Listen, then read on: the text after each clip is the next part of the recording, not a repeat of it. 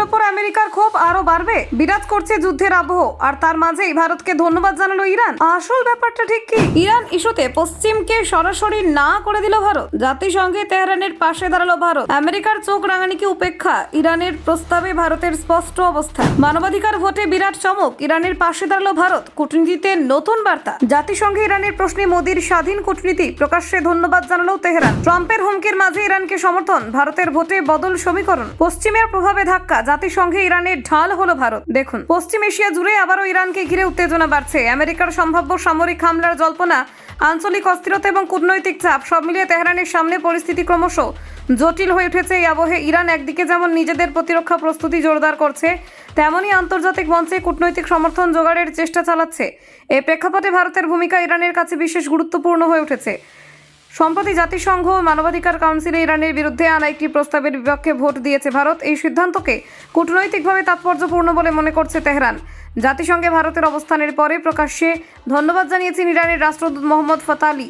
তিনি জানান, আন্তর্জাতিক মঞ্চে ন্যায্য এবং স্বাধীন অবস্থান নেওয়ার জন্য ভারত সরকারের প্রতি ইরান কৃতজ্ঞ। এই বক্তব্য দুই দেশের সম্পর্কের গভীরতাকেই আরও একবার সামনে এনেছে। যে প্রস্তাবটি জাতিসংঘে উত্থাপিত হয়েছিল তাতে ইরানে চলমান বিক্ষোভ এবং আন্দোলনকারীদের বিরুদ্ধে সহিংসতার অভিযোগ তুলে ধরা হয়। সেই সঙ্গে রাজনৈতিক উদ্দেশ্য প্রণোদিত একটি আন্তর্জাতিক তদন্তের দাবিও করা হয়েছিল, যা ইরানের মধ্যে তাদের অভ্যন্তরীণ বিষয়ে হস্তক্ষেপের শামিল। ব্রিটেন ও ফ্রান্সের মতো পশ্চিমী দেশগুলির উদ্যোগে আনা এই প্রস্তাবের পক্ষে ভোট দেয় 25টি দেশ, তবে ভারত ও চীন, পাকিস্তান সহ 16টি দেশ এর বিপক্ষে ভোট দেয়। এই না ভোট ইরানের কাছে কেবল প্রতীকী নয়, বরং কূটনৈতিকভাবে অত্যন্ত গুরুত্বপূর্ণ বলে বিবেচিত হচ্ছে। ইরানের দাবি, মানবাধিকার রক্ষার নাম করে এই প্রস্তাবের মাধ্যমে রাজনৈতিক চাপ সৃষ্টি করার চেষ্টা করা হচ্ছিল।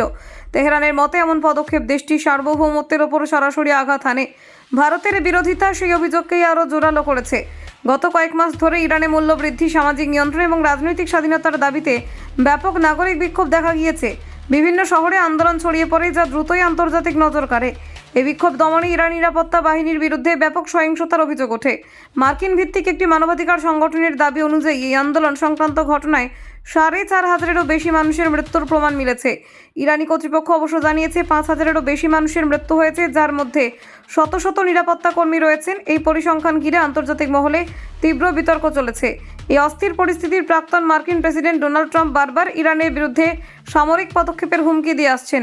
তিনি প্রকাশ্যে বিক্ষোভকারীদের সমর্থন জানিয়ে তেহরানের ওপর চাপ বাড়ানোর চেষ্টা করেছেন।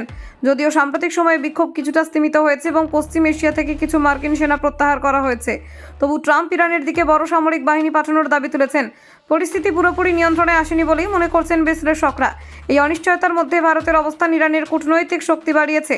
ভারত নিজেকে কোনো শিবিরের সঙ্গে সম্পূর্ণভাবে জড়িয়ে না রেখে স্বাধীন পররাষ্ট্রনীতির পথে হাঁটছে, যা তেহরানের কাছে গ্রহণযোগ্য বলে বিবেচিত হচ্ছে। ব্যুরো রিপোর্ট, অজানার দেশে।